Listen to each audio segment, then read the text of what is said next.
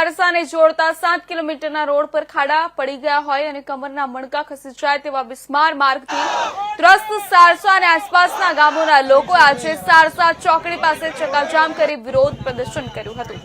શિકોદ્રા ચોકડીથી સારસાને જોડતા 7 કિલોમીટરના માર્ગ પર ઠેક ઠેકાણે ખાડા પડી ગયા હોય અને સ્થાનિક લોકો તેમજ વાહન ચાલકો ત્રાહિમામ પોકારી ઉઠ્યા છે।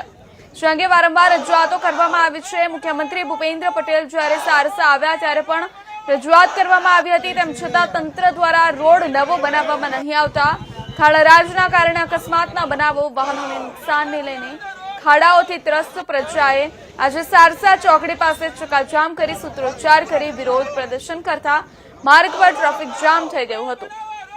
ચક્કાજામને લઈને ટ્રાફિક જામ થતા પોલીસ દોડી આવી હતી અને આંદોલનકારીઓને સમજાવવાના પ્રયાસો હાથ ધર્યા હતા। જોકે ગ્રામજનોએ નવો રોડ બનાવવાની માંગ પર અડગ રહ્યા હતા। મારું નામ ધીરજ મહેશ્વરી છે।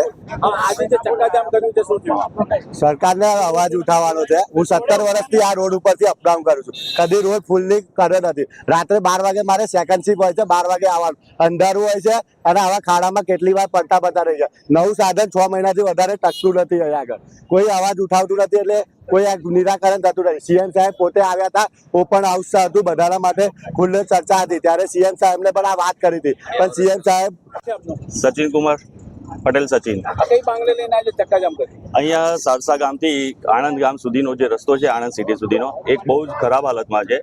તમે અહીંયાથી ત્યાં સુધી જાઓ તો કોઈ પણ જગ્યાએ એવું નથી કે સાઈડ પરથી પણ નીકળાય, દરેક જગ્યા પર ખાડા એટલા બધા છે કે ના પૂછે વાત। અહીંયાથી કોઈ હોસ્પિટલમાં લઈ જવાનું થાય બરાબર છે તો પણ જવાની ઘણી બધી તકલીફો પડે છે। કોઈ પ્રેગ્નેન્ટ વુમેન હોય અને એને લઈને જવાનું થાય બરાબર છે, રસ્તામાં જ પ્રોબ્લેમ થઈ જાય। અને બીજી વસ્તુ કે નાના છોકરાઓ જે કોલેજ જાય છે